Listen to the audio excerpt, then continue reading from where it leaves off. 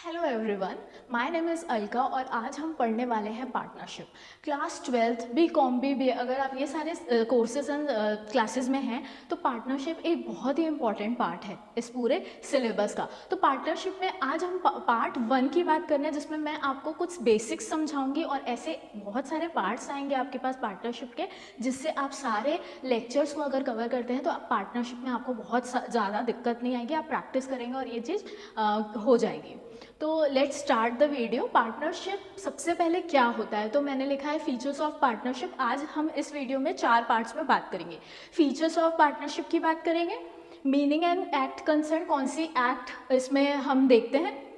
फिर हम बात करेंगे difference between firm and partner. तो फर्म और पार्टनर में क्या डिफरेंस होता है। फिर हम बात करेंगे आईपीए एक्ट की। आईपीए एक्ट मतलब इंडियन पार्टनरशिप एक्ट। तो सबसे पहले हम स्टार्ट करते हैं डेफिनेशन एंड मीनिंग। तो बच्चों सबसे पहले आप ये चीज़ समझिए कि अगर आप डेफिनेशन पढ़ लेते हैं तो आप उसको विदाउट लर्निंग द मीनिंग आप उसको मीनिंग में भी यूज़ कर सकते हैं। तो डेफिनेशन बहुत इंपॉर्टेंट है। 1932 ये एक्ट है, आईपीए एक्ट आपको याद रखनी है। हम जो भी चीज़ें पढ़ रहे हैं इसको एक्ट क्यों बोल रहे हैं, क्योंकि हम जो भी चीज़ें पढ़ रहे हैं, जो भी हम लॉस पढ़ रहे हैं, जो भी हम चीज़ें पढ़ रहे हैं कि ऐसा ऐसा ऐसा करना है, वो 1932 एक्ट के हिसाब से है।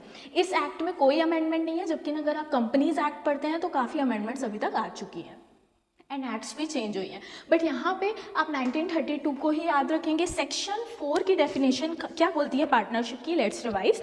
पार्टनरशिप एक्ट क्या होती है। Partnership is the relation between persons who have agreed to share the profits of a business carried on by all or any of them acting for all।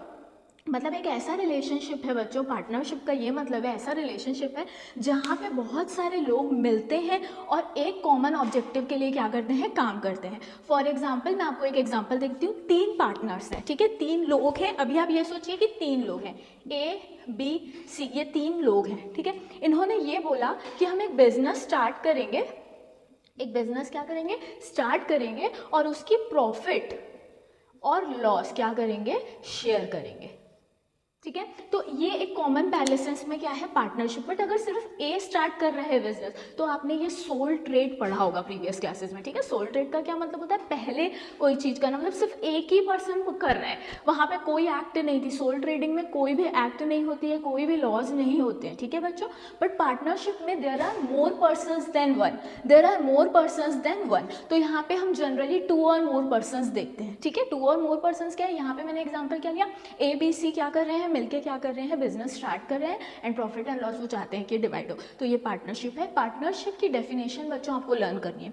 Next आपको बात करनी है, इस वीडियो में हमें बात करनी है फीचर्स की। सबसे पहला फीचर मैंने लिखा है एग्रीमेंट। एग्रीमेंट, एग्रीमेंट, एग्री से ही समझ में आ रहा है कि ये तीनों partners A B and C हर टर्म्स एंड कंडीशंस में क्या होने चाहिए, एग्री होने चाहिए। अगर एक भी पार्टनर डिसएग्री कर रहा है, मतलब कोई भी चीज़ उसको अच्छी नहीं लग रही है, तो वो पार्टनरशिप नहीं कहलाती, ठीक है। हम पार्टनरशिप में उस टर्म्स को नहीं ले सकते। तो all the 3 partners if are involve, उनको क्या करना पड़ेगा, एग्री होना पड़ेगा हर कंडीशन।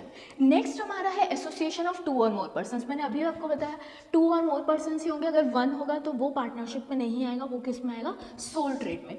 थर्ड है देखिए इकोनॉमिक ऑब्जेक्टिव्स।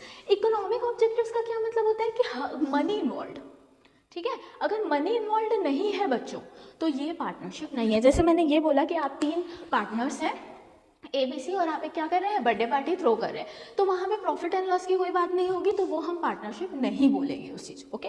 नेक्स्ट है अनलिमिटेड लाइबिलिटी।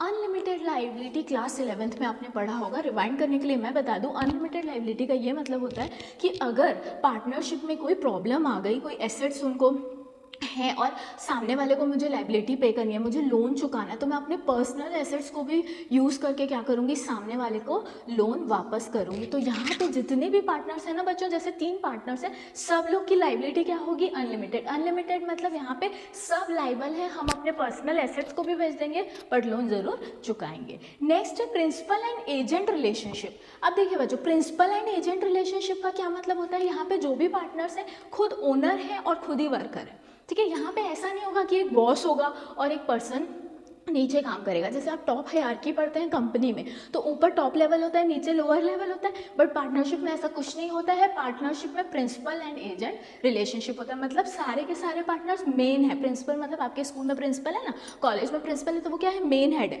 तो ये पार्टनर्स सारे, मतलब इन दिस केस ABC तीनों ही प्रिंसिपल है एंड तीनों ही क्या है, एजेंट है। उनको काम भी खुद करना है और ओनरशिप भी उनकी खुद की है, तो इसको हम बोलते हैं पार्टनरशिप। आज इसमें हमने फीचर्स कंप्लीट कर लिया। अब नेक्स्ट देखिए, इसमें मैंने आपको डेफिनेशन बताया। एक्ट कंसर्न में ध्यान रखिएगा बच्चों, 1932 एक्ट है इसकी, ठीक है।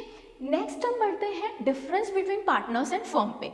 अब देखिए, अगर सपोज मैंने ये बोला कि ये तीनों मिल गए, ठीक है, ABC क्या है, ये तीनों, इन्होंने एक नाम रखा ABC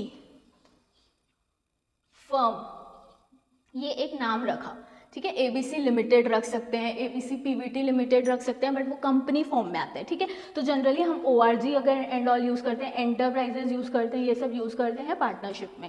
तो जब हम सारे पार्टनर्स को इंक्लूड करते हैं तो वो हमारी क्या बन जाती है, फर्म। तो कलेक्टिवली अगर पार्टनर्स को आप देखोगे तो वो क्या है बच्चों, फर्म है।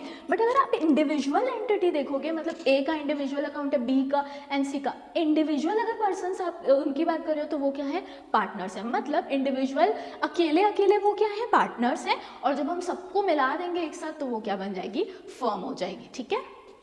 नेक्स्ट देखिए, मैंने लिखा है इंडियन पार्टनरशिप एक्ट 1932। तो ये जितने भी लॉज हैं आप जो भी पढ़ेंगे, आज फर्स्ट पार्ट है इसका, ऐसे मैं 10 पार्ट्स और लाऊंगी। ये फंडामेंटल्स है, फिर एडमिशन आएगा, सारे पार्ट्स आपको अच्छे से करने। जो भी हम पढ़ रहे हैं बच्चों, वो IPA एक्ट 1932 के अंदर आता है, सेक्शन 4 के अंदर डेफिनेशन आती है।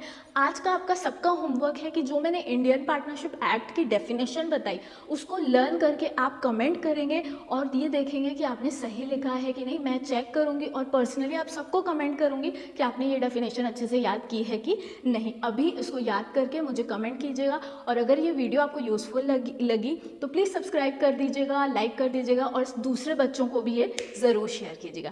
Thank you. एंड आप और भी मुझे कमेंट कर सकते हैं और कौन से टॉपिक्स हैं जिन पे मैं ऐसे सीरीज़ वीडियोज़ बना सकती हूँ। Thank you so much for watching, bye.